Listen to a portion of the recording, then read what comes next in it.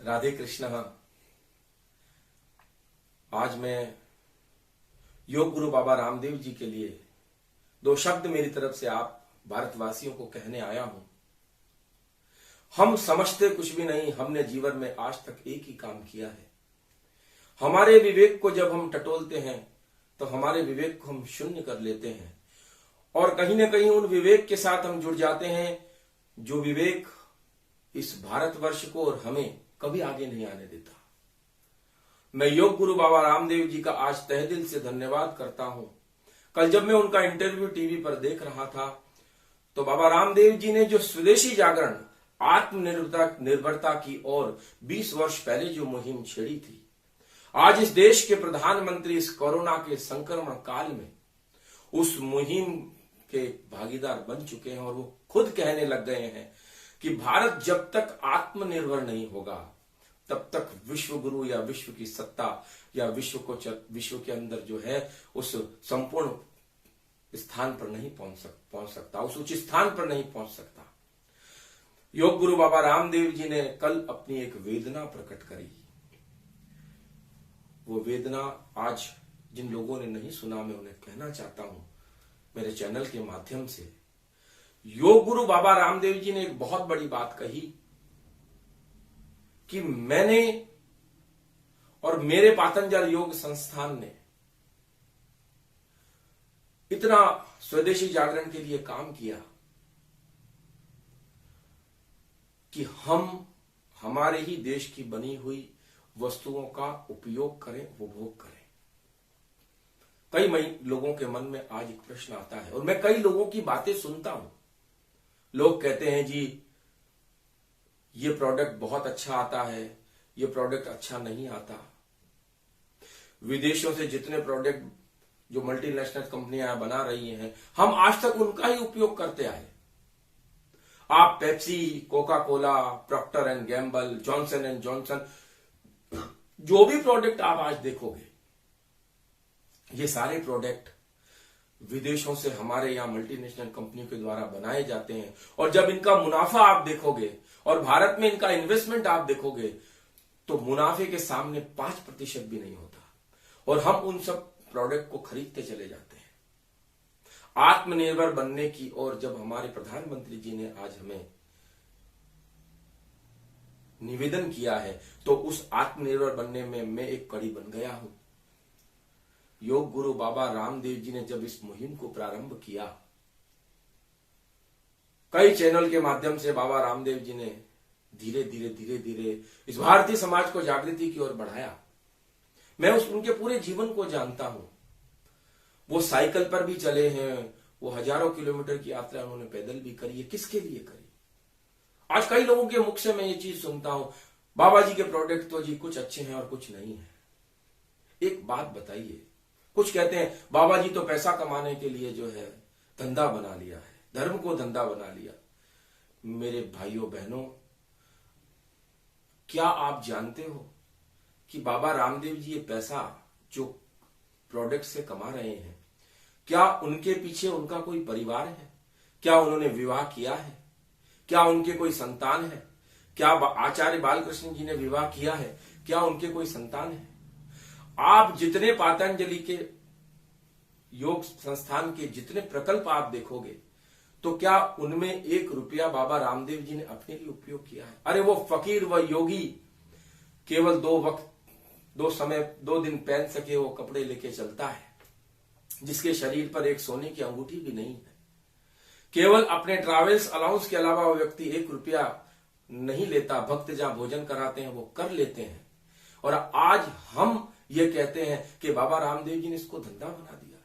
अरे ये जो धंधा उन्होंने बनाया है, यही धंधा आज भारत को कहीं ना कहीं आत्मनिर्भर बनाएगा।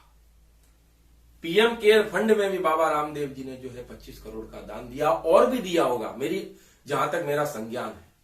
क्या है ये सब? हम क्यों नहीं समझ पाते? भारत क्यों गुलाम रहा 600 वर्ष तक? उसका कारण आप समझो मेरे भाइयों बहनों। हम गुलाम हैं, उसका कारण यह कि हमने हमारे विवेक को बंद कर लिया। हिंदुओं को एक होने की जरूरत है। हिंदुओं को एक होने का अर्थ यह है कि इसमें कोई जाति के लोग नहीं हैं। हिंदुस्तान में जो लोग रहते हैं वो सब हिंदुस्तानी हैं और हमें सबको एक होकर के भारत को आर्थिक रूप से सुदृढ़ करना, इकोनॉमिकली डेवलपमेंट जब तक किसी भी देश में नहीं होगा हमारे जीवन में गुलामी आएगी ही, क्योंकि हम हमारे जीवन में आर्थिक परिस्थितियों को पूर्ण करने के लिए, आर्थिक हमारी जितनी तकलीफ है उसको दूर करने के लिए हम कहीं ना कहीं कुछ ऐसे कदम उठाएंगे कि हम गुलाम बनते चले जाएंगे। आज इस योगी ने, जो बाबा रामदेव जी ने एक ऐसी मुहिम चलाई इस देश के अंदर, चाहे आयुर्वेदिक के माध्यम से हो, स्वदेशी जागरण के माध्यम से हो, स्वदेशी वस्तुओं के माध्यम से हो, और हम इस चीज को समझ नहीं पा रहे। मेरी वेदना आज मैं आप सबके आगे व्यक्त इसलिए करने आया हूं। कल बाबा रामदेव जी ने कहा कि 3,500 करोड़ में हमने रुचि सोया को खरीदा, जो बिल्कुल डूब चुका था। वो स्वदेशी प्रोडक्ट था।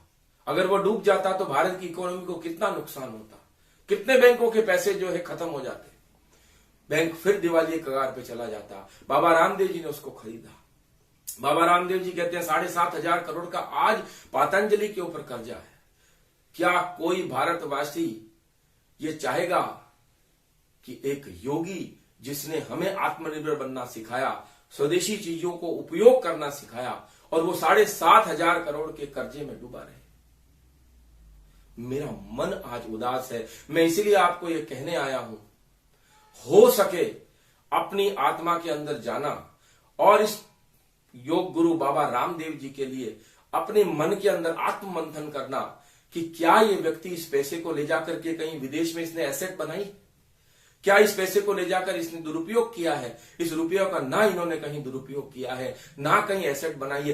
केवल और केवल हमारे उपयोग के लिए नित्य निरंतर और दिन रात बाबा रामदेव जी जो है योग करा रहे हैं। स्वदेशी व्यक्तियों का और स्वदेशी वस्तुओं को उपयोग करने के लिए हमें जागृत कर रहे हैं।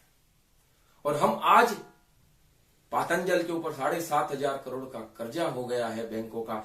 हम ये चाहते हैं एक भारतीय, 135 करोड़ हिंदुस्तानी है, एक भारतीय अगर 10 रुपया भी बाबा रामदेव जी को उनके फंड में दान कर देगा तो विचार करो कि बाबा रामदेव जी का कर्जा कितने दिन में दूर हो सकता है। मैं आज अपनी वेदना आपसे व्यक्त करने के लिए आया हूं कि हमें जो प्रोडक्ट उनके अच्छे नहीं लगते, आप पतंजलि योग संस्थान को पत्र लिखिए कि इस प्रोडक्ट में ये तकलीफ है, आपको इसको दूर करिए।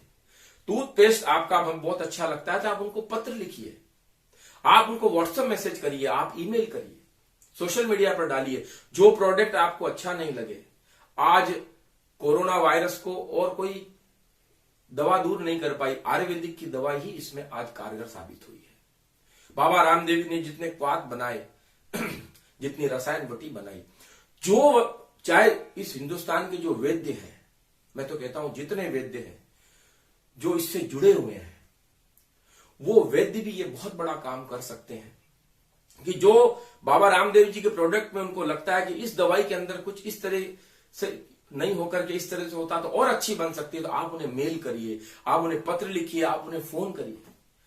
डूबने मत दिए। ये हमारे भारत के गर्व की बात है कि स्वदेशी जागरण के लिए, स्वदेशी वस्तुओं के उपयोग के लिए आज उन्होंने हमें जगाया है। पतंजलि अगर कर्जे में है तो समझ लेना कि हमारा देश और हम कर्जे में है। स्वदेशी जागरण की चीजों के लिए हमें आज जागना बहुत जरूरी है और वो जगा रहे हैं। जितना हो सके पतंजलि को आप दान करिए। मुझे उनसे कोई पर्सनल मेरा उनसे कोई लेन देन नहीं है। मैं एक भारतीय होने के नाते मेरे मन में जो पीड़ा थी मैं आज आपको व्यक्त कर रहा हूं। जो प्रोडक्ट आपको पतंजलि के अच्छे नहीं लगते, आप उन्हें ईमेल करो, फोन करो और उनको सुधरवाओ। जो अच्छे लगते हैं वो कहो नहीं बहुत अच्छा है। जिनके जीवन में आप उपयोग करने के बाद में रोग दूर हुए हैं, लेने के बाद आपको शारीरिक फायदे हुए हैं, आप वो सब करना आप चालू करो। तभी हमारा जीवन, देश और हमारा जीवन आत्मनिर्भर होगा।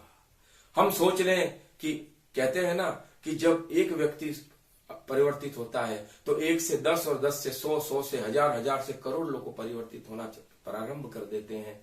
आज हमें एक ऐसे प्रधानमंत्री जी मिले हैं जिन्होंने हमें आज आत्मनिर्भर बनने के लिए जो है एक संकल्प दिया है और एक योग गुरु बाबा रामदेव जी हमें मिले हैं कि जिन्होंने हमें स्वदेशी वस्तुओं का उपयोग करने के लिए जो है प्रेरित किया है। क्यों ना हम दो काम कर सकते हैं आज के समय में कि एक तो संकल्प लो कि आपको दान भी करना पड़े तो इस परम योगी के पातंजल पीठ को आप दान करिए, या जहां भी स्वदेशी चीजों में जो भी संत बना रहे हैं उनको दान करिए। और दूसरी बात, जो प्रोडक्ट आपको अच्छे नहीं लगते आप मेल के द्वारा, पत्र के द्वारा, फोन के द्वारा उनको सूचित करो कि इसमें ये कमी आ रही है, आप इनको सुधारो, मगर आप उसकी आलोचना मत करो। जब हम हमारी चीज की आलोचना करेंगे, आज चीन आगे आया उसका कारण क्या था? कहते हैं कि चाइनीज ब्रांड पे जो है कोई विश्वास नहीं करता और फिर भी हम क्यों खरीदते हैं? एक हमारी मानसिकता बन गई है कि हम 10 रुपए की चीज में 8 रुपए कमाना चाहते हैं, 2 रुपए नहीं कमाना चाहते। वो देश आगे आया उसका कारण यह है कि उन्होंने अपने देश को सर्वोपरि माना। हम हमारे घर को सर्वोपरि मानते हैं, बस हमारा घर सुखी रहे, हमें 2 वक्त का भोजन मिल जाए, हो गई हमारी बात। मत करिए। हमें पातंजल के कर्जों को दूर करना है। मैं आपसे कहता हूं, मैं नागरिक होने के नाते कहता हूं, मुझसे जो बन पड़ेगा वो तो मैं करूंगा, मगर आप भी। कल जो मेरी वेदना योग गुरु बाबा रामदेव जी ने जब कहा तो मेरे मन में रहा नहीं गया, तो आज मैं अपनी वेदना व्यक्त करने आया हूं।